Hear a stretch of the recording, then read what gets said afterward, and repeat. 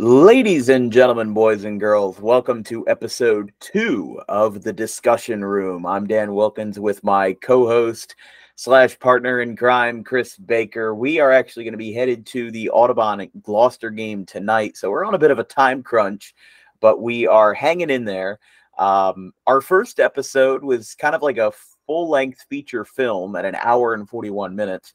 We are going to try to make these shorter from here on out. I think that Chris and I can both acknowledge that you don't always get it 100% smooth on the first try. You know, one of my favorite TV shows of all time, Family Guy, got canceled twice in the early 2000s, and look, they're still running today. So a little bit of a maybe not so perfect first episode. I'm not saying it was bad by any means, but especially considering, I don't know if anybody on our Twitter had saw what I said, but it took my computer over 36 hours from New Year's Eve when I started exporting the video all the way into the morning of January 2nd.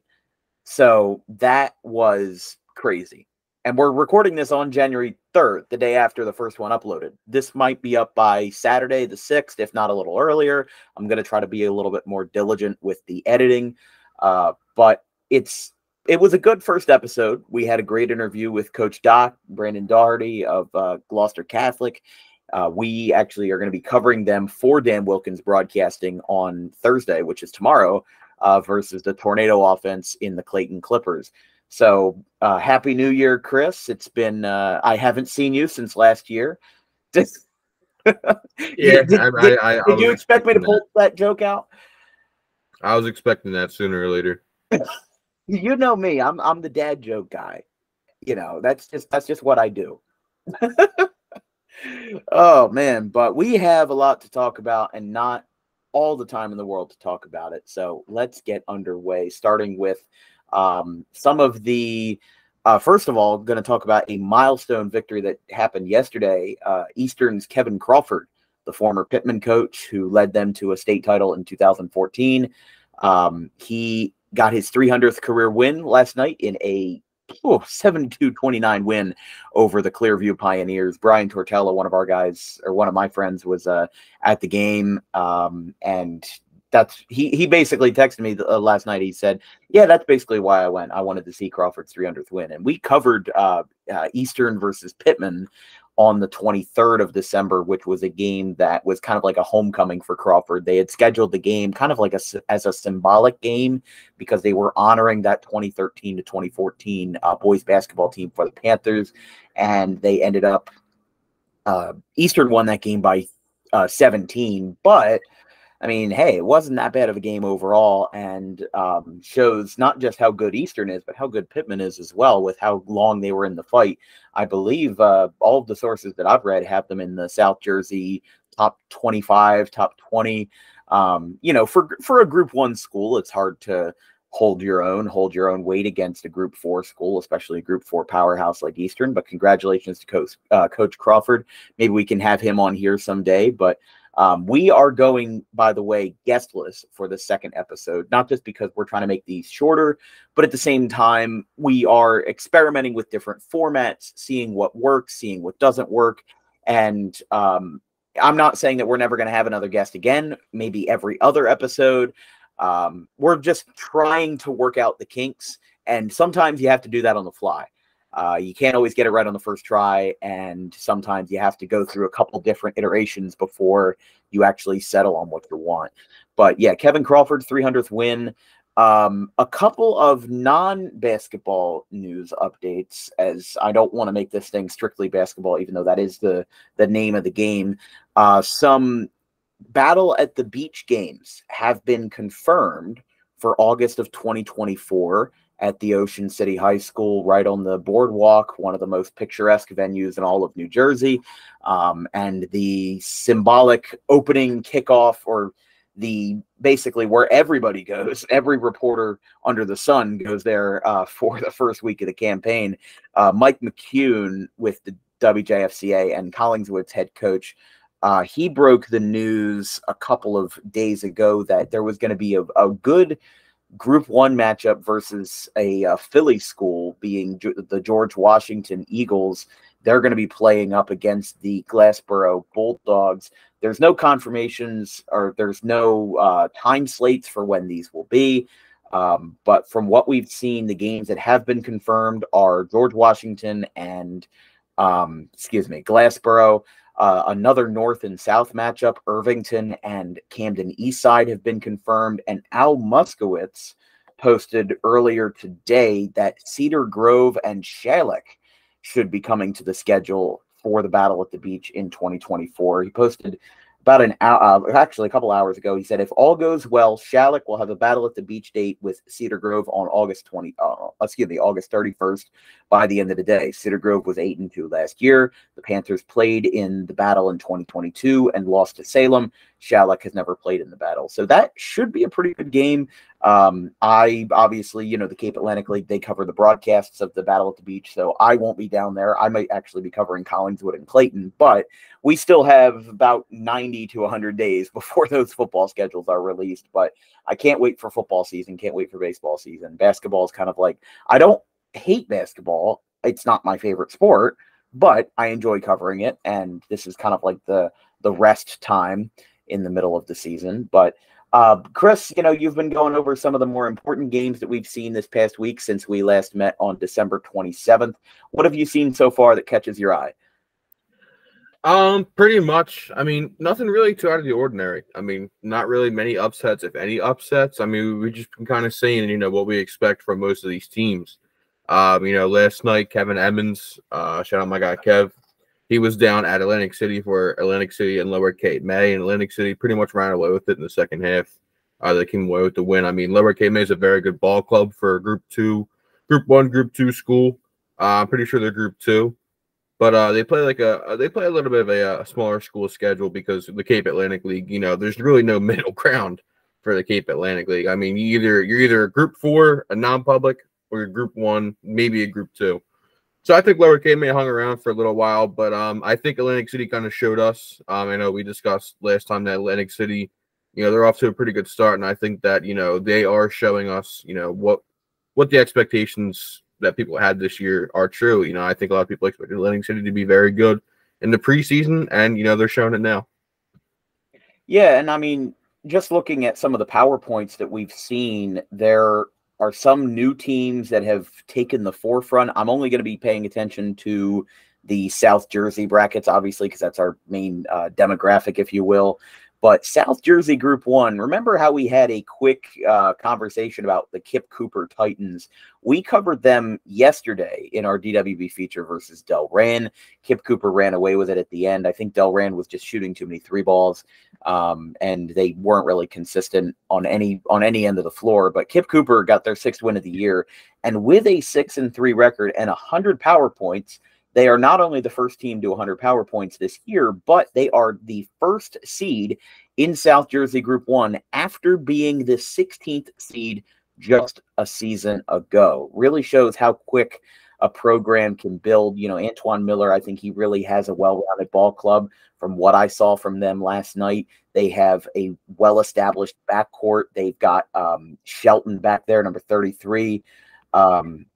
Jeremiah Shelton. He was crashing the boards everywhere. He was good from the line. He was good from mid-range. It looked like your classic power forward. They looked like they were running kind of a classic lineup. They weren't shooting too many threes. They maybe only shot maybe a half dozen in the game, and they were just really good from inside, and Delran couldn't really contain that.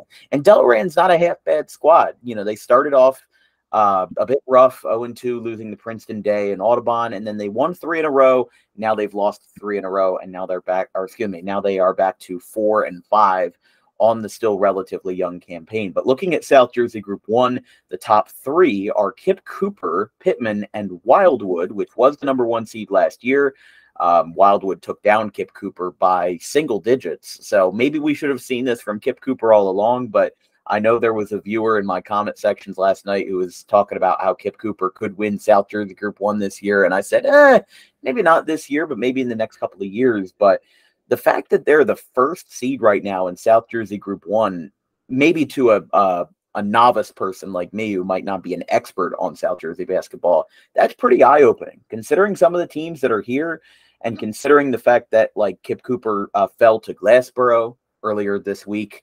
And Glassboro is the 8th seed in South Jersey Group 1. Obviously, it's still early, but taking a look at South Jersey Group 1, does this seem all that surprising to you?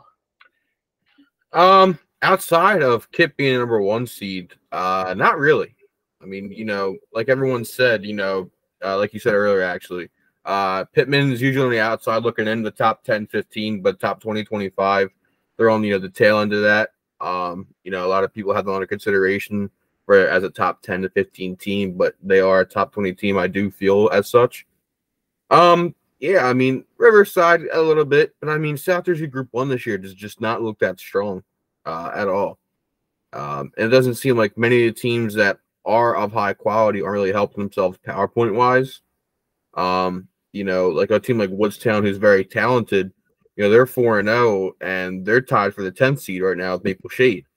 Looking at these PowerPoints right now for them, they've only beat Cumberland, who's a Group 3 school. They don't get many residual points because Woodstown and Cumberland are pretty much the same county. They're not too far away. I want to say it's maybe like 20-25-minute drive, if that, just because of how open Cumberland and Salem County are. But Steiner, it's a Group 3 school, which I'm shocked they didn't get many residual points for because of how far Steiner and Woodstown are, and especially the fact that Woodstown had to travel up to New Egypt for that. And then I'm looking at it, they get 9 residual points for beating New Egypt, but they played Steiner at New Egypt, and New Egypt's probably farther, technically drive-wise, than Steiner it is, because technically Steiner, they're a Mercer County team, so you got to just go up to 95, which if they're going off that, it doesn't really make too much sense, and I don't really like that because of the fact they actually played at New Egypt, but beggars can't be choosers. So, I mean, I kind of feel like some of these teams aren't really helping themselves with PowerPoints. Kip, I mean, they're BCSL, but I'm pretty sure, I mean, they're a Camden school. I don't know why they're in the BCSL, considering that Camden's in Camden County, if I'm not mistaken. Hey, Pennsauken's in the BCSL, and they're in Camden County. Bordentown is in Bordentown's in Mercer County, and they're a part of the BCSL. They have, and also don't forget, New Egypt is not a part of Burlington County. They are technically a part of. Yeah, they're moving to the shore anyway. They are. Yeah, they are. Oh, I did not know on that back in I think back in like August or September. They decided on that. Is that for all sports? Yeah. Okay. I did not know of that. So, but still, I mean, you look at some of these teams. I mean, you could say the same thing about, hey, why is Wildwood is not in the Cape Atlantic League when every other team under the sun that's around there is? That's it's going to be regional or not. Yeah, that's another thing. That's another team I never really understood was why they're in the Tri-County. I'm not sure there's a bunch of small schools in the Cape Atlantic. There's Buna. There's a lot of the schools that are like not Lower Cape May, but I'm getting a blank, but like all the schools that are down there are relatively, they're kind of small. Some of them are, some of them aren't, but still, regardless of that, like if it's going to be the Cape Atlantic League, I don't know why, because I've heard every Tri-County coach under the sun say, oh, we've got to go to Wildwood. We got to go there. I've said before, if I'm covering a Wildwood game, I'm going to stay the weekend. Especially if it's in the spring. If they want me to cover a baseball game, I'm going to get a motel on the boardwalk, and I'm just going to have Johnson's popcorn all day. But that's just how I roll. The caramel popcorn, don't lie. That's some of the best you can ever have. And Matt's Pizza. Not a paid advertisement. That's valid. That's valid.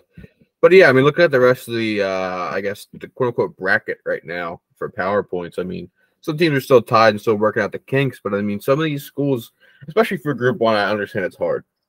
But you do get decent PowerPoints, even if you do lose to a team that is a bigger group than you.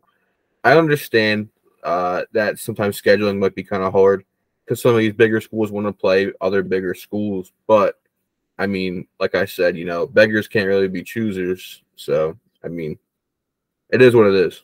Yeah, I mean, like right now, Burlington City is the 14 seed, and they are 1-8. But yet, Paulsboro is the 15 seed, and they're 3-3. Now, Burlington City, they've been a workhorse all year. They've played 9 games, and we're just in the first week of January. But at the same time, you look at who Paulsboro has played.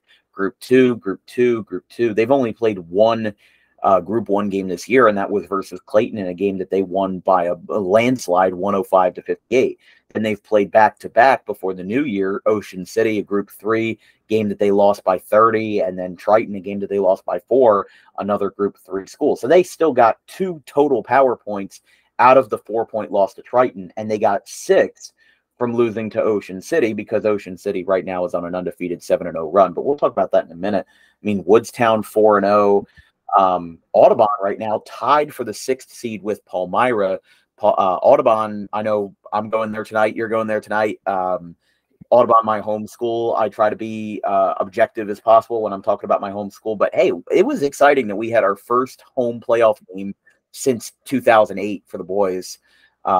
Last year they played Palmyra. I understand Mike McCarron is not the head coach there anymore. It's Chris Rogers now for the Panthers, who are at a 3-4 game right now. But it's very well looking like that if things shape up the way they are, if Audubon holds on to that 6th seed, then they would probably play either Maple Shade or New Egypt at home.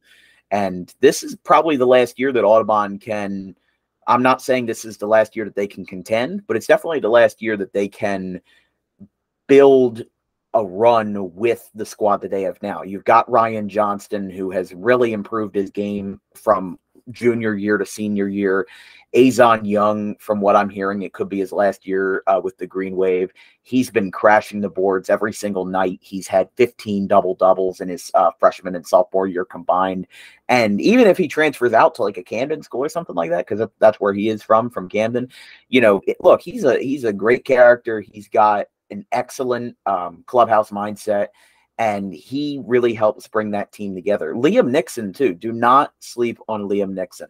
He is a threat in the corner 3, just like Caleb Eller is. And sometimes I dog on teams for shooting too many threes, but for Audubon, they are efficient at it. And even with the losses that they had, they didn't lose any varsity starters last year via graduation, but they did lose a few that had left the team for other ventures.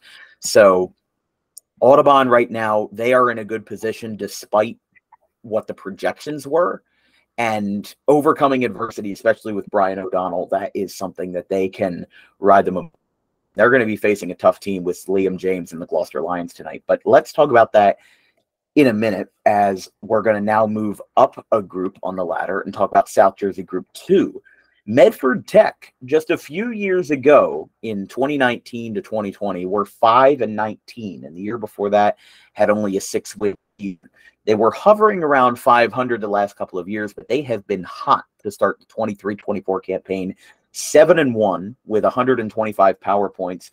The only team that's ahead of them is Middle Township, one of the best over in the Cape Atlantic, with Lamar Greer's 6-1 squad. I mean, hey, they beat Lenape, Egg Harbor. When you win 4 games versus Group 4 schools, and including another one over Group 3 in Hamilton, they beat Lenape, Egg Harbor by 23, Millville by 24, and Rancocas Valley by 20 as well. That is going to give you a heck of a lot of power points, and that is really helping them right now. The funny thing is that Middle Township has only played 1 game versus a Group 2 school. Or I'm sorry, they haven't played a single game versus a Group 2 school, because they have played St. Thomas Aquinas, which is listed on the PowerPoints page on NJ.com as Group 1, but they're non-public. So I think they might be non-public B. I don't know where. Yeah, St. Thomas Aquinas is non-public B. Okay. Because I don't think that they're classified as South Jersey, St. Thomas Aquinas. Nah, Aquinas, they are. They're up near Edison, Central Jersey, technically. Yeah, but I think they play in South Jersey brackets for sports, though. The Central Jersey debate is going to be a fun one, and we put out that poll, which we'll talk about in a couple minutes. But Middle Township, hey, they're beating the best of the best, and they are being one of the best of the best. Haddonfield, an undefeated 7-0, sitting atop the Colonial Conference right now. And for South Jersey Group 2, a surprising sight to see Camden as low as the 5 seed. What are your thoughts on that? I mean, they're not really getting the benefit of the doubt with some of their the classifications. They beat Eastern and Rancocas Valley, which are two quality teams to beat to start the year. They played McEachern with Ace Bailey, so that's an out-of-state matchup that they're not going to get points for. They beat Winslow. They didn't get that many points for that. I think, the points as the season goes on with, the quality points, at least with Eastern and Rancocas Valley, will go up. Camden Catholic's a little bit of a down year. Paramus Catholic, same thing. But, I mean, they're just not really getting the benefit of the doubt too much. But I think that, as the season goes on, it doesn't really matter where they're at. I think I'll call it now. I think we get a Camden Middle Township final because they're a team that after tonight's game, they're going to have all their transfers eligible. Mm-hmm. So they play PVI tonight at 7:00, and then they've got 2 on the road versus Tennessee, or not the Volunteers, obviously, but Houston, which is a Tennessee school in Memphis, along with White Station, which they play tomorrow over in Whitehaven. So, yeah, I think for Camden, they're just so good that it doesn't matter who they play. The power they could be a teen seed if they really had that low amount of points. But like the point is that now that out-of-state games don't count towards power points, then like for some schools, for every other school that's not Camden or Camden Eastside or just a national powerhouse, yeah, the out-of-state games don't matter. You don't really want to schedule them anymore. I know for us, for Audubon baseball, they went to Myrtle Beach every other year. They played teams like in the Carolinas, in West Virginia. They played teams out in New York. It was great. And then they stopped doing that because it didn't count. It was like the spring break trip, and now there's no point. Why would you drive 10 hours in a crummy Sprinter van both ways when the games that you play don't have any weight anymore? So the thing is with Camden is that you can look at it on paper and say, hey, they're being caught up upon by Manchester Township and they are behind Cinnaminson, but who cares if Camden's a 5 seed? If the standings ended today, they would play the number 11 seed Pleasantville, who are 3-5. They'd run over them. I mean, no offense. I think they would. Even if they dropped down to the 10 seed and you had to play lower Cape May, I don't think they'd have a problem with that on the road. Camden is just such a versatile team that they do it every year, and they're still one of the top-ranked teams in the state. I think they're still nationally ranked, if I'm not mistaken. I don't think they are anymore, but no, they weren't in the preseason, no. Yeah, but at the same time, it doesn't matter how many games out of state that they play because they're still going to be a force no matter what seed they are, and not many schools can say that. So yeah, they're one of those schools that it's like, okay, we'll play like 5 to 6 out-of-state games, and we drew the 8 seed. Okay, we'll see in the sectional final. They're just that good. They're just exactly that good. Yeah, and I mean, just to think about the fact that Camden wasn't always this way. Going back, yes, with the John Valor years, they were always good, but they were a 16-12 team in 2011. They had an under 500 record. They had lost like 10 in a row back in 2010. And yes, this was years and years ago, but it took them less than a decade to build their program from almost nothing to a perennial state final contender, sectional final contender with national recruits, going to the Blue Bloods, going to the best of the best. They've done it every year since maybe 2013, 2014. And this is like the 10th year that Camden's had, I think it's 20-plus wins in a season. They've done it almost every time. But looking at the rest of South Jersey Group 2, it's Camden Academy Charter in the 9 spot. We'll just do the top 5 real quick. Middle Township, number 1. Medford Tech, number 2. They're off to a hot start at 7-1. Haddonfield, 7-0. Tied for the 3 spot with Cinnaminson. Camden in the 5. Manchester Township, which I always classified as like Central Jersey, but that's also down the shore. So mano a mano, tomato, tomato. They are 4-4. They have the 6th seed. Then Lower Cape May and Overbrook, they hold the last 2 home game slots at 7 and 8. Any final thoughts on that? No, I think we're kind of we're seeing what we expected, really. I don't think there's too many things surprising. Obviously, you look at Camden in the 5 spots, like, oh my god, what is that? And you look at the schedule and they're playing out-of-state games, and it's like, oh, okay, well, they're just getting the short end of the stick just because they're playing out-of-state games, and obviously that's just no slight to them. It's just, it's almost, I'm not saying they're too good for state competition, but it's almost like they could take a couple games off, and they don't really need those power points. The seedings a decent amount of time are just for show, but it is what it is. Yeah, I think the thing is with Camden is that, like you said, they're too good. I mean, yeah, like that's just the way it is. I mean, look, they withdrew themselves and Camden Eastside from the state tournament last year because of that brawl that broke out. Things happen, bumps like that are going to happen, and of course the controversies about the recruiting, but that's just things that happen, and that's not something that I'm going to discuss here just because of the people that we have as our viewers. But it's just, look, there's a lot of things that go into the operations of a program, and sometimes when you're that good, there's almost nothing that you can do to be stopped. But let's take a look at South Jersey Group 3 right now.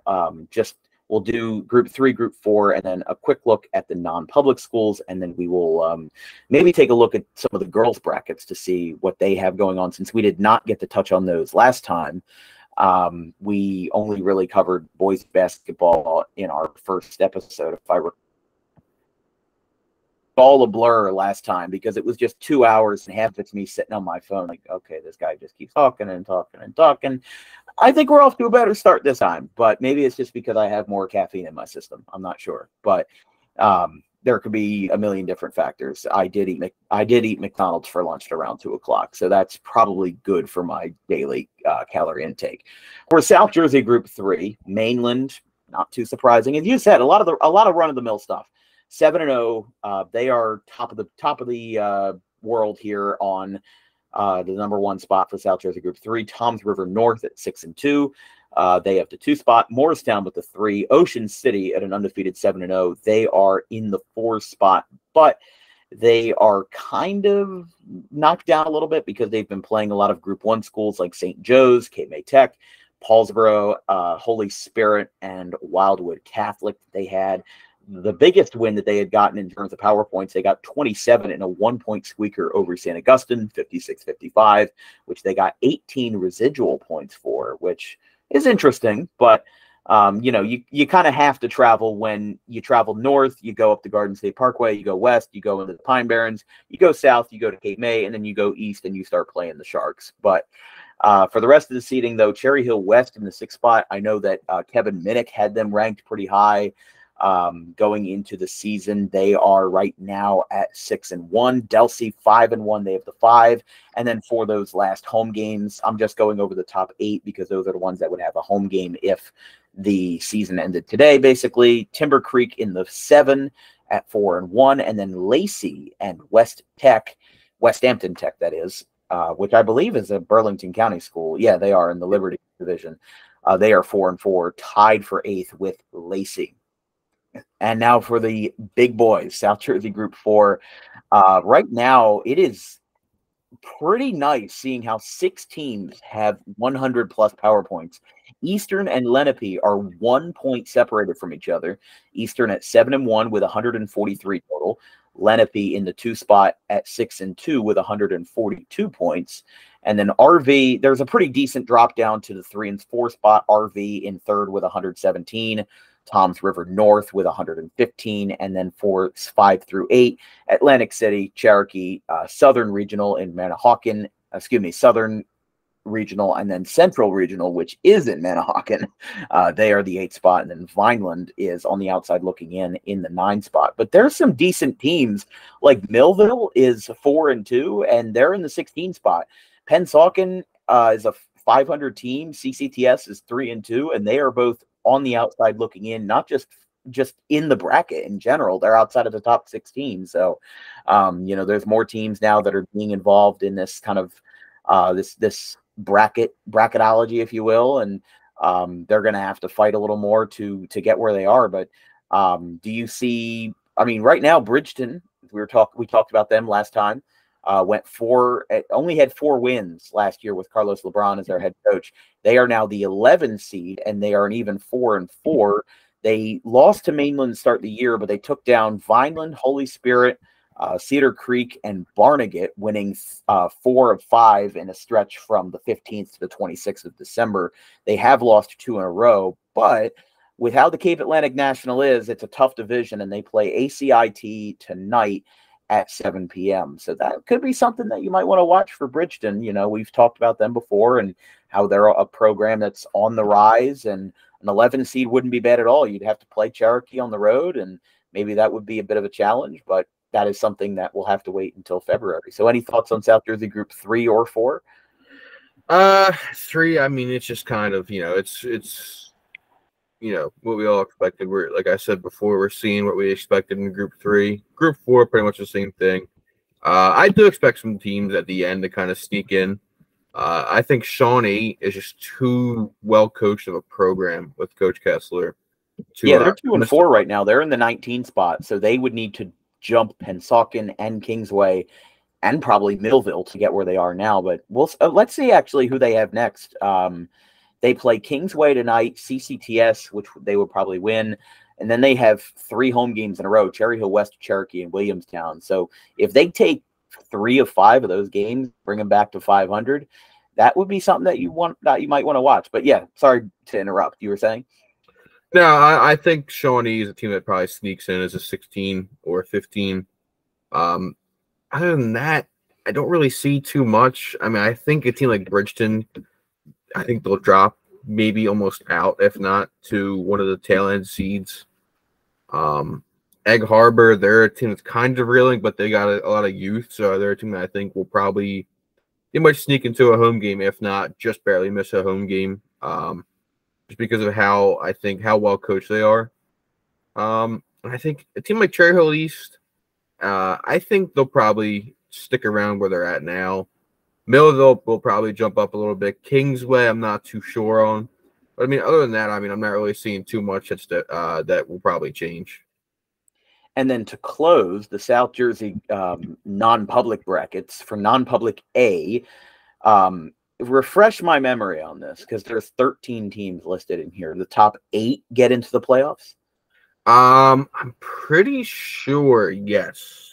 Okay. If we are wrong on that, please comment. But right now, the top 8 for that, this isn't looking very south at all. There's PVI in the 1 spot, Donovan Catholic, Red Bank in the 3, St. Augustine in the 4, St. Joe's Metuchen in the 5, Pingree in the 6, the Big Blue, Immaculata, and Rutgers Prep to close out the top 8. And then on the outside looking in, the Christian Brothers Academy in the 9 spot, Notre Dame in the 10, and Union Catholic in the 11, Camden Catholic and SJV rounding out the 13 there. And then for non-public B, you've St. Rose, not the school that's 500 feet away from me, but the St. Rose up in Central Jersey. They're 7-1.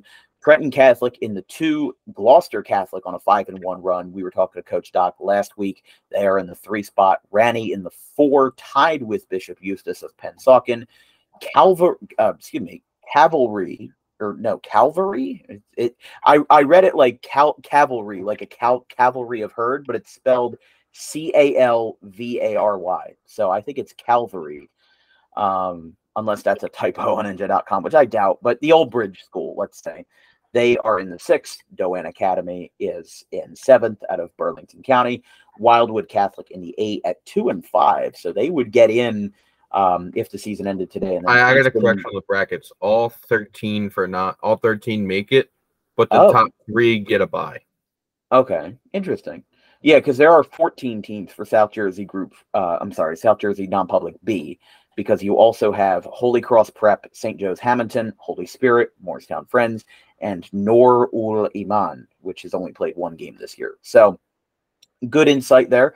I am not very well versed on the non-public schools, mostly just because I follow a lot of the smaller schools. So I apologize there. But we were talking about earlier about a lot of these teams that are in the non-public brackets being Central Jersey. But that was something that we had a bit of a jab about last week. So let's talk about that. Let's first off pull up the poll that I put up about an hour ago. 25 of you voted. I'm going to take a screenshot of that, so just that the votes are locked in. 68% of our viewers said no to the response to the question, does Central Jersey exist? Only 32 said yes. And Chris, what was your answer on that? No, it doesn't exist. I think it does, honestly. I think you could divide the state into three.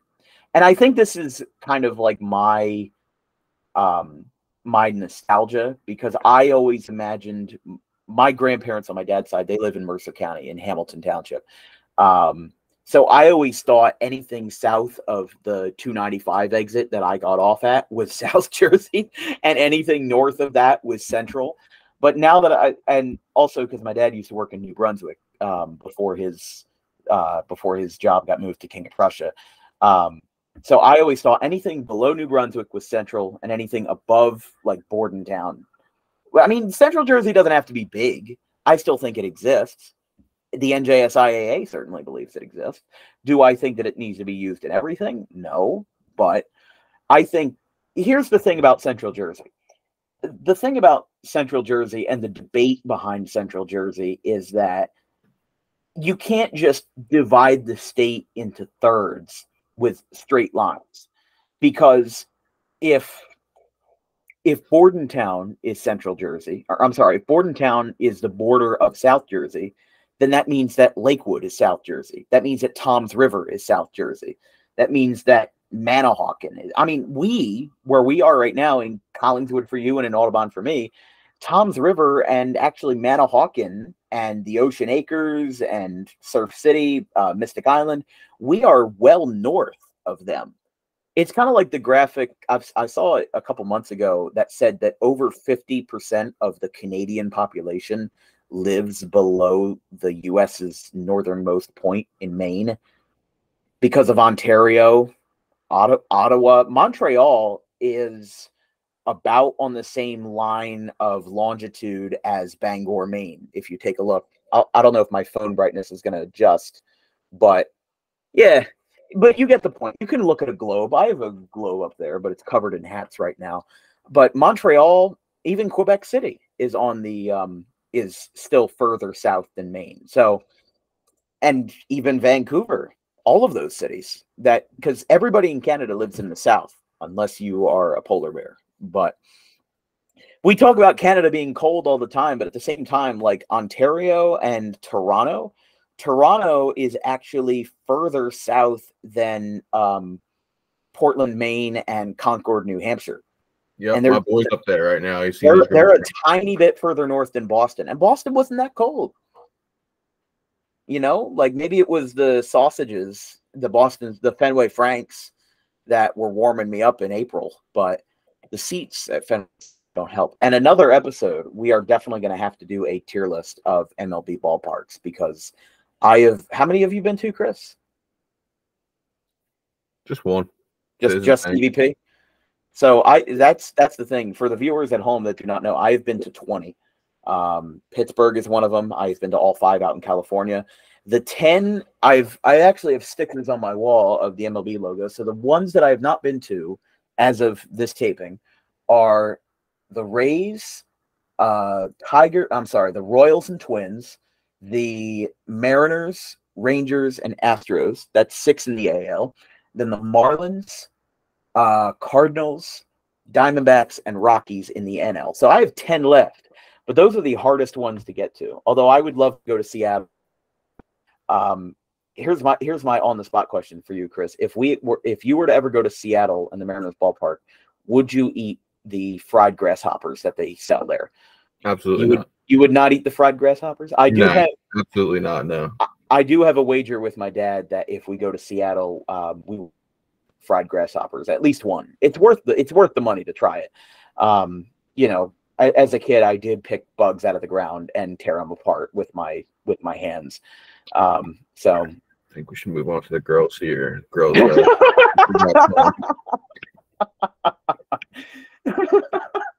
We're running tight on time, so I think it's probably well, not just that, but when I started talking about tearing apart bugs, you were just like, all right, we need to get this guy some help. I could feel the chemistry is already better, but yes, for the viewers at home, Central Jersey does exist. It's just, it may be a figment of your imagination, but Central Jersey was truly inside of us the whole time. That's where we are. But girls, they are running pretty good right now. I will say that I am not entirely well versed on the girls, but I'm going to do my best. And Chris, you're going to help me out where I don't have anything. But South Jersey Group 1, Palmyra in the 1 seed. How about this? I didn't even realize this until earlier today, but Maple Shade and Audubon are running the 2 and 3 right now, and they played each other in the Audubon Winter Tournament in the girls' final against each other. It just happened to be that way. Audubon actually had a really kind of depleted winter tournament this year. I was talking with our AD, Tony Carbone, about it, but they had actually Cinnaminson had dropped out of the tournament for the girls because, Brett Jenkins, their squad, the Stenner Lovich guys, gals rather, they are just unstoppable, and they were winning the tournament every year. So they actually made a switch. The 4 teams that played in the winter tournament for the girls were Deptford, Cedar Creek, Audubon, and Maple Shade. And it just happened to be that those 2 were the ones that met in the final. And then there were actually only 3 teams that played in the boys' side. Woodstown informed Audubon that they wouldn't be playing. I forget it was some logistical reason as to why, but it was just Audubon had into the final by default. But that's where they're at right now. But I mean, hey, the fact that they're at where they at, they're at where they are at right now with Lauren Teagan. They got off to a hot start, winning their first 3 versus Burlington City, New Egypt, and Doane. They have held them to some low-scoring games with some good defense. And I saw them in person. They have a good offense, and they have held their defenses really well, especially on the perimeter. Woodstown 4-1. They are tied with Wildwood, Burlington City, and then Gateway in the 7 seed at 4-1. We are actually, I talked to Mike DeChico about this earlier. DWB will be covering a couple of Gateway girls basketball games in January. That may require us to switch around a couple of our games for the boys. So what I've posted on Instagram and X on DW Broadcasting, that may change a little bit, especially with our Gloucester Catholic and Pittman games. But when we have that schedule out for what we'll be covering, we'll let you know. And then for that last home game spot, that's going to be Woodbury at 2 and 6 with Pensgrove and Pennsville on the outside looking in the 9th seed. Your thoughts on the girls Group 1? I think we're kind of seeing the fruits of scheduling bigger schools early. I think we will see the true contenders down the stretch. I think the final 4 remaining will probably be Palmyra, Woodstown, Wildwood, and Gateway. Palmyra is very good. They're a very good team. Cadence Anderson's a baller. I mean, she can shoot the lights out. I mean, she can ball. I saw her last year against New Egypt. Woodstown, they're good up and down. I'm trying to remember her name. Talia Badavio, she can ball. And same with Megan Donaldson. I mean, they're both ballers. They can shoot, they can drive to the hoop, they can crash a board. I mean, they can do it. Yes. I think that they're a team that will probably win Group 1 again. I mean, they won it last year. A little bit of controversy, obviously, with Woodbury getting the boot, but I won't talk about that. But Wildwood, I mean, they're just in the race every year. Macy McCracken, she's probably one of the best players in South Jersey. I mean, the McCrackens are a long line of family in Wildwood, and I think she's just another one that's just going to end up being one of those last names where you look at Wildwood's record books, you're like, oh, all right, well, that's no shock. I mean, she can shoot the lights out, she can drive, she can crash. I mean, like I said, all these girls, they're the ones I mentioned before in Group 1. they can do what you ask. And I think that's what you need, especially in Group 1, and to probably play at the next level. You got to do what you ask. If you do the fundamentals right and then some, they can do the fundamentals and then a lot more after that. And I think that they just bring a lot to the table. And I think for Gateway, I know they're the 7th seed right now. And I know they run their offense a lot through Angelina Zagone. And, she's another one of those girls that, she can just shoot the lights out. And right now, just taking a quick move over to Group 2, as we said, Cinnaminson, one of the best, 7-2 right now. The Stener-Lovich, Ava Stener-Lovich, she is averaging 11 points per game this year. Unfortunately, on the NJ.com stat sheets, there are no rebounds or assists inputted, just points. And we talk about it all the time.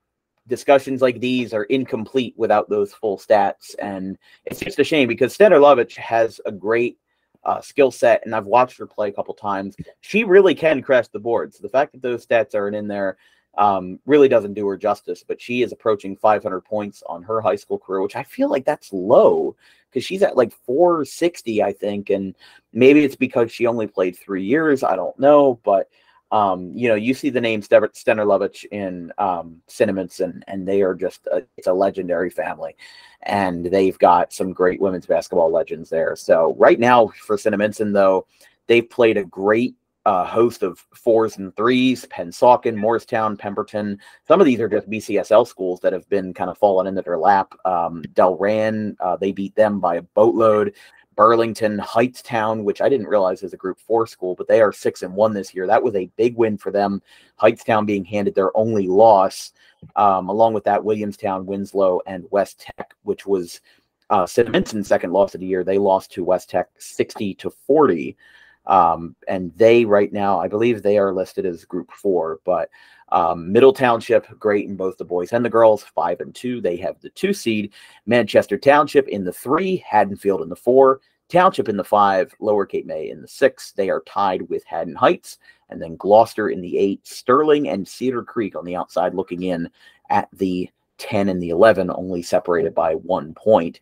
And I know Sterling, I'm sorry, they right now, after going a very, very respectable 21-7 last year, I don't know if they lost a lot of players, but they have been off to a bit of a rocky start. 2-5 is not a lot to comment on, but they seem to have an even tougher schedule ahead. They're playing Haddonfield, which is the 4 seed in South Jersey Group 2 on Friday night. They play 2 games on the road versus Audubon and Gloucester. We'll see how they fare versus Audubon, one of the top 5 in South Jersey Group 1. And then they play Gloucester as well, which is barely ahead of them. They are actually 1 spot ahead of them in South Jersey Group 2. So that will be something that we'll have to take a look at. And then Camden right now is actually tied as the 6th seed with Annie Payton at the helm. They went 11-12 last year, but they have been off to an 0-5 start in 2023. They lost to Colonia, Eastern, Camden Catholic, Trenton Catholic, and Winslow. They play PVI tomorrow night. The interesting thing is that Camden, even though they were a respectable 500 team last year, they've played 4 of their first 5, and they will play 6 of their first 7 on the road. Their next home game is not until January 11th versus Morristown, and their only home game so far this year has been December 21st versus Camden Catholic, a game that they lost handily to the Irish. So, and the Camden Catholic girls are excellent, and we'll talk about them when we get to the parochial brackets. But, Camden, again, 500 team last year, they just seem to be a little bit off to a slow start. Any comments on that? I think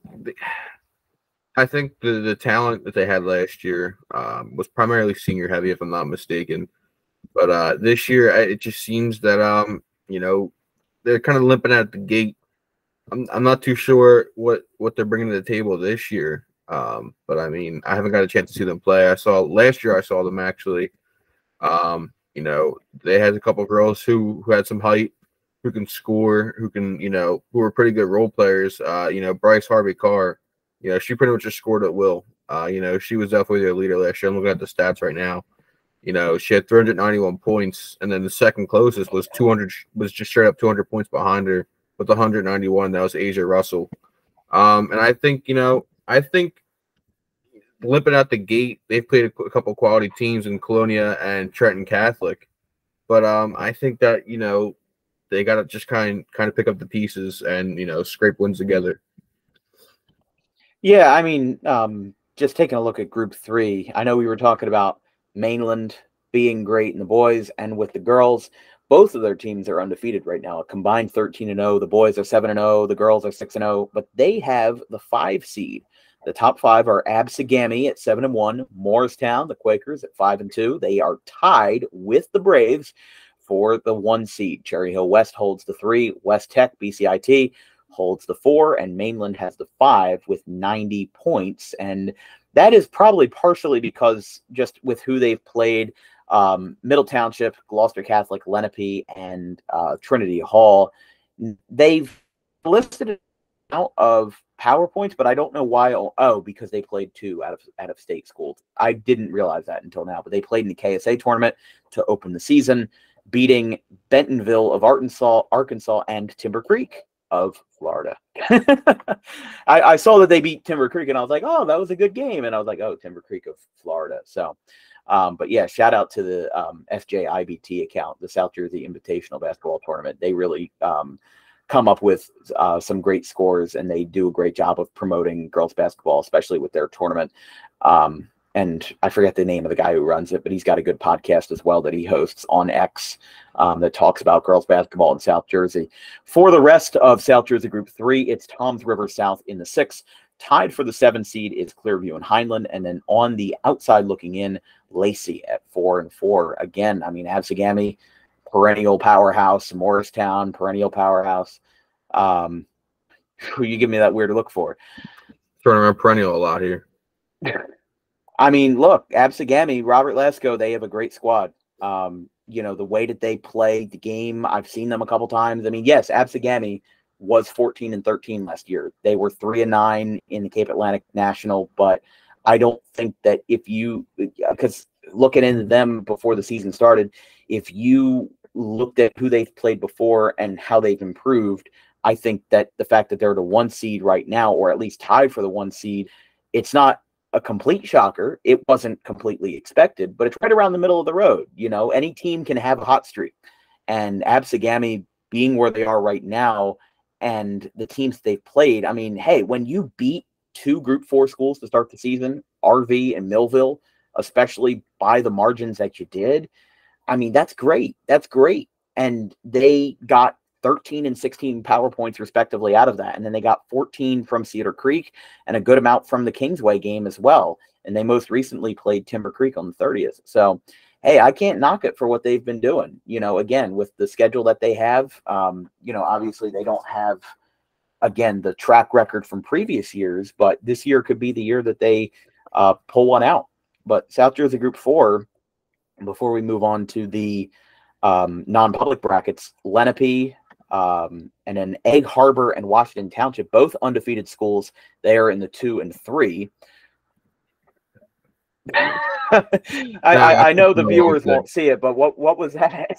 Apparently I clicked on the wrong bracket. Oh, okay. All good. Shawnee is the 4. Williamstown, whose boys basketball team has not had the best luck this year. The girls team has had it with a 4-3 record. They have the 5 seed, Cherokee in the 6th, ACIT in the 7th, and Central Regional of Manahawkin in the 8th. On the outside looking in, it's Cherry Hill East and Toms River East in the 9 and 10.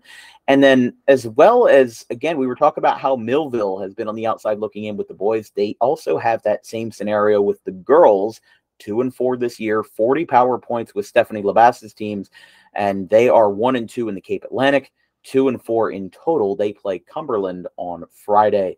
For 2, 3, or 4, any thoughts on that, on what we've seen? I mean, not really. Nothing too much. Cream of the crop, same as usual? 3, I think, is a little bit almost like boys group 2. I mean, Mainland is just that good. You know, it doesn't matter what seed they are. Yeah. I think even with Group those 3, 2 games they played at the beginning of the year that don't count, doesn't matter. yeah, they're a team that, you put a team in front of them, they'll most likely beat them. I know they lost last year in the sectional final to a really good Ocean City team, but I mean, they just returned too many pieces. I mean, they got the Mazer twins, they got Sydney Stokes, and they've got what's her name? She's going to UMass. Casey Bretones, I think it's how you say her last name. Mm-hmm. I mean, yeah, I mean that core 4 right there. I mean, you just don't get any better than that in South Jersey girls basketball. You just don't. It's almost like I said with Cannon at the 5 seed in boys group 2. It's like, oh my God, Mainland's at the 5 seed. Okay, it doesn't really matter. You give them at the 16 seed, and they'll be undefeated as a 16 seed. They'll probably still run the table. I think regardless, Mainland probably runs the table in Group 3. Morristown's a very good team, a very young team also. Absegami, they got a lot of good talent. Reese Downey just scored 1,000th point. She can ball. Cherry Hill West is on the up and up this year for boys and girls. So I think that, it's going to be a little bit of a harder test to get to the sectional final, but I do think Mainland does indeed run the table yet again. Or not yet again, but I mean, this year I think they run the table because last year, unfortunately, they fell in the sectional final, but this year they probably do run the table. Well, we still have a month and a half to see where that goes. For the non-public brackets, there are 14 teams in non-public A. A lot of these, in fact, not a single South Jersey team is in the top 8. PVI is in the 9, no, the 12, and Princeton Day is in the top 5 are SJV, St. Thomas Aquinas, Olma is South Jersey. I'm sorry, I completely forgot about that. They are the sister school to St. Augustine, but they are in the 3 spot at 7-1, off to a great start. I've watched a couple of their games this year on the BFA network. Pingree at 4-2, they are in the 4, and then Trinity Hall in the 5. For South Jersey B, we have Holy Spirit in the 3. Top 2 are St. Rose and Rutgers Prep. And then you've got a couple of South/Central teams in the 4, 5, and 6. Trenton Catholic in the 4, Wildwood Catholic in the 5. Wildwood Catholic, again, they're one of those teams that they are contenders year in and year out, despite being such a small school. Gloucester Catholic in the 6. Koinonia. I apologize if I butchered that name, but they are in the 7 spot. And then to close that one out, Bishop Eustace in the 8, Holy Cross Prep in the 9, and then for the rest of the South Jersey schools, Doane in the 11, St. Joseph's Hamilton in the 13, tied with Morristown Friends, and then Nora Lehman in the 16. So these brackets are looking pretty good. As we said, South Jersey Group 3, Absegami has caught fire. Catch my bluff a little bit for talking about them being perennial contenders after going 3-9 in the Cape Atlantic National last year, but hey, everybody has bad years, everybody's good years. So it is not guaranteed that Absegami can hold on to the momentum, and it's not guaranteed that they're going to let go of it anytime soon. But, I'm always around for a good story, and I'm always around for a good run, no matter, even if it's just for 1 year. They always seem to have something good in their court. So, Chris, any final thoughts on the parochial brackets? Our Lady of Mercy is actually off to a really good run. I don't think that one of their PowerPoints will stick, because they have PowerPoints in for a win over Ben Salem and PA. Oh yeah, which I'm sure I don't know if that's just maybe a system error on NJ.com or what's up with that. But I think Paula 6 is just one of those teams. It doesn't matter what seed you put them at. They'll still find just like Mainland and Camden. Even when Hannah Hidalgo is gone, which by the way, she has been balling out at Notre Dame. Yeah, she's got I think 6 ACC Rookie of the Weeks, I think. That's insane. Yeah. Like just I don't know if it's right consecutive, but I know total. I don't know if they're consecutive, but yeah, she's been off to a hot start. I think she's been averaging a good, 15 or 20. And I might even be lowballing her on that. But hey, when you set a record when you set multiple single game records in a McDonald's All-American game, and you come from South Jersey, you're going to be a South Jersey legend. Whether she just ends up being a great college baller or whether she goes to the WNBA, she is going to be a South Jersey legend and a PVI legend forever, because she is just that dang good. Yeah, I mean, she already has her jersey retired. She already got pretty much a jersey. That's crazy. I mean, even with Timber Creek, what was the fellow that got his football jersey retired this year? Timber Creek? They had a retirement ceremony like during the fall season. I There was don't a remember. player that went into the NFL like 10 years after he graduated, and I don't remember. okay. Well, if we remember, I'll put his name on the screen. But basically, yeah, like I remember they had a ceremony for him. They retired his number, and that was still a good 10, 15 years after he graduated, after his NFL career was over. Hannah Hidalgo is a freshman in college, and PVI said, you know what? We're done. We're getting rid of your number. We're retiring your number right now because you are just that special. I mean, again, I think she set the record for the most points scored in the McDonald's All-American game. I know she set multiple records in terms of the McDonald's All-American game for the women's side. And like, that's a generational talent right there. When you get to ball out and be a starter for Notre Dame in your freshman year, that's something that you're never going to forget, no matter whether she plays a single minute in the WNBA, whether she plays, all 4 years at Notre Dame. That is something that she will never forget. And especially for all of us South Jersey people, we were around to watch her, just like, Jonathan Taylor, when he was at Salem, everybody knew he was going to be incredibly special one day, and look where he's at now. Pretty sure he's one of the, if not the highest paid running back in the NFL right now. I think he's one of them. I don't think he's one of the highest, but hey, he still comes back to pay homage to his community. Yeah, he does the Jonathan Taylor camp every year. Yeah. Kevin Emmons was there. I saw him post that on Facebook a couple months ago. He still comes back. Joe Flacco still comes back to the Audubon wrestling matches. All the people that are legendary, like even in Delran, Carly Lloyd went there. I don't know how often she goes back to Delran, but what's his name? Vinny Saka as well. The Penn State quarterback in the 80s, 89 to 92, who was the second round draft pick by the Phoenix Cardinals. Yes, they were called the Phoenix Cardinals back in the day.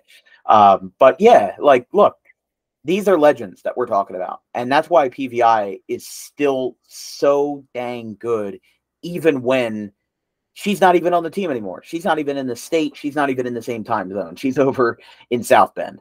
But let's close with a segment that was omitted from the first episode, the Immaculate Grid. So it took us 15 minutes to do both Immaculate Grids, especially because we were just kind of bantering for a little while.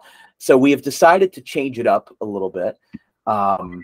And decide to change the format. So both of us will be doing just one bracket, and it may change week per week, but we are going to do the basketball Immaculate Grid this week, the NBA Immaculate Grid this week. And we are going to have a 2-minute timer. So it will take us 2 minutes to do all 9 squares. Somewhere on your screen will be the actual grid that we're doing, because I'm going to screen record it on my phone and then upload it to my computer. I actually have to pull up the Immaculate Grid first, but it'll be a 2-minute timer. I don't know how good your NBA knowledge is. And by the way, if you're going to look at it on your computer, I'm not doing grid number 163. We're going to do number 162, yesterday's grid, because that is just a 3x3 straight teams on teams. And that will be a little bit better for us in our first Immaculate Grid showcase. So also on your screen will be a 2-minute timer showing how much time we have left. We will try to work together on this, see what we can get, see how far we can go. Honestly, looking at it now, I don't think we're going to get incredibly far. But once we get to baseball season, obviously we'll be doing the baseball ones. But I'm not doing the baseball grid because look at this. This was today's grid. I know it's backwards, but it was the Atlanta Braves along with All-Star, Gold Glove, and Silver Slugger, and then 2,000 career hits and 300 career home runs. So it was all accolades, and then the Atlanta Braves. And as a Phillies fan, I refuse to engage in Atlanta Braves propaganda. I think that's anti-patriotic to my team. So we are going to put a 2-minute timer on the board. And starting in just a few moments, we will have the Immaculate Grid. Chris, before we start, what corner do you want to start at? What team do you want to start with? What box? I'll start with Clippers and Wizards. All right, so we'll start the timer on your screen in a 5, 4, 3, 2. Oh wait, hold on. Never mind. I actually have to start the timer. That would help if I actually started the timer. Okay. So 5, 4, 3, 2, 1. Okay. All right, so I'm gonna go with John Wall for the first one. Good one. John Wall, 23%. Clippers Magic. I'm sorry. Cavaliers Magic, Shaq. It's going to be a high rarity score, but it's, oh my God, it's 75%. Who is it? Shaq for Cavs Magic. Oh, I think you said Jack. I was like, what? No. Heat, Cavaliers, you could put Dwayne Wade. That's going to be 26%. Anything else you got? I don't know a lot about the Magic. Clippers, Cavs, or Magic, Wizards. Magic, Wizards. The Wizards have been like mid all. Oh wait, Wizards, Magic. Did Gilbert Arenas ever play for the Magic? I feel like he bounced around towards the end of his career in like the 20. I don't think so. We haven't even touched the Timberwolves. Timberwolves Heat, Jimmy Butler. That's gonna be that one. Yeah, 50. Oh my God, I laugh every time I see that emo picture. Oh my God, yeah. Special media day picture this year. Yeah, that's great. I should do that. Clippers, Cavs. Why am I blanking here? I'm gonna guess Ish Smith. Nope, not it. Okay. I'm gonna go Landry Shamet for Clippers, Cavs. Pretty sure he's I think he was a Cavalier. He's on the net. He's on the Nets now, right? No, okay. So we have 5 boxes, 3 left, and 22 seconds. So we got to think of something because I don't want to get under half. Was Mike Muscala, was he a Timberwolf in Timberwolf Clippers? Mike, it wasn't. That's a good pull. No, he is not, and we have 3, 2, 1. No, we're only going to get 4. So. Only 4 boxes. We got John Wall for Wizards Clippers, which I didn't even think of that. I forgot he played for the Clippers. Heat Cavs, Dwayne Wade. Dwayne Wade was on the Cavs for like I think 10 games. He was like reunited with LeBron during his second era as a Cav, and then it just didn't work. I'm almost at Buccaneers. Heat and Timberwolves, Jimmy Butler, and then Shaq for Magic and Cavaliers with 75%. The most popular answers were, so actually most popular for Wizards, Clippers, Russell Westbrook, and then Cavaliers, Clippers, Mo Williams. Clippers, Timberwolves, Pat Bev, Sixers legend, podcast legend. We forgot about Pat Bev, Chris. We forgot about Pat Bev. Oh, yeah. Juwan Howard for Wizards, Heat, LeBron for Heat and Cavs. Why didn't we think of that? Heat and Cavs. There would have been a lot more Dwayne Wade anyway. Yeah, so 38, 90%. No, LeBron was actually only 38, and then Dwayne Wade was 26. Jimmy Butler, 56% with Heat, Timberwolves. Dwight Howard, I forgot he was a Wizard. You're a Wizard, Dwight Howard. Defensive Player of the Year back in, 2008, 2009, when he was on that crazy run. Shaq, obviously most popular for Cavs and the Magic. Although, as more of a casual, I always forget that he played on the Cavs because he, bounced around a lot towards the end of his career. Once he left the Lakers, he went to the Heat, but he won a ring with the Heat.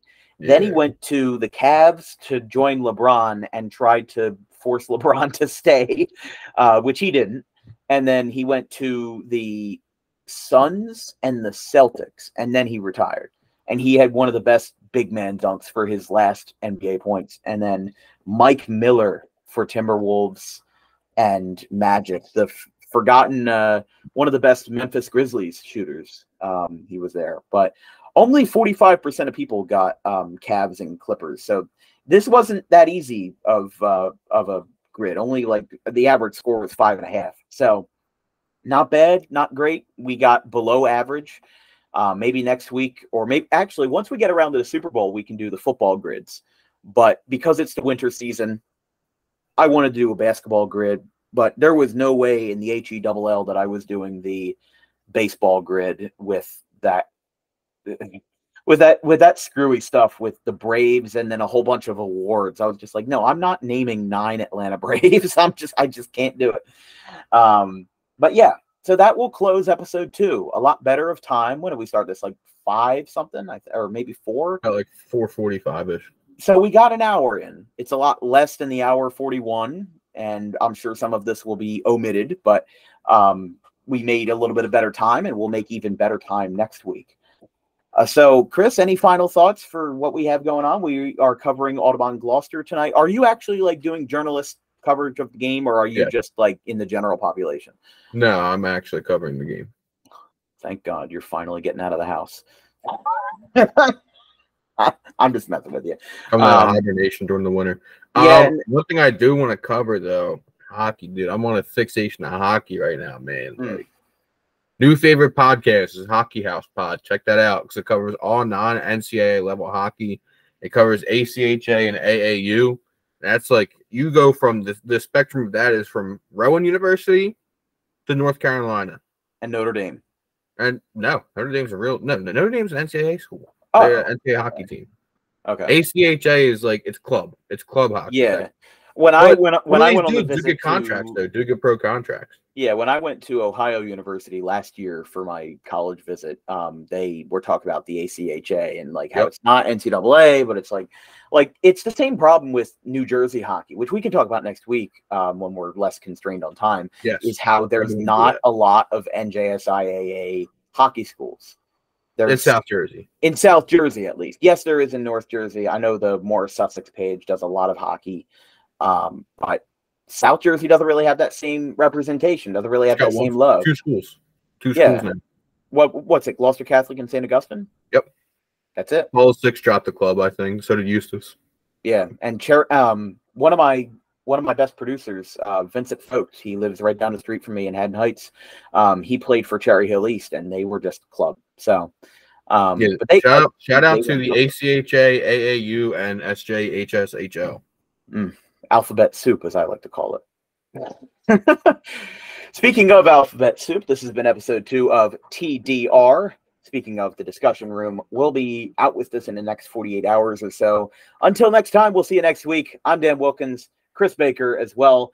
Chris, I'll see you in about 15 minutes after I make a Wawa run, and we will be on our way to Audubon Gloucester for boys basketball. Our next broadcast will be Clayton and Gloucester Catholic tomorrow night, 5:30 p.m. start time. I'm still waiting on a text from Coach Doc on where the heck I should park because that's going to be tough. But, oh well. If I have to walk across town, I'll do it. But until next time. Too far to walk. Yeah, true. I do need the exercise. Until next time. It's a shame that's not that laugh is not going to get on film, but oh my God, that was funny. Until next time, Dan Wilkins, Chris Baker. We'll see you next time. See ya.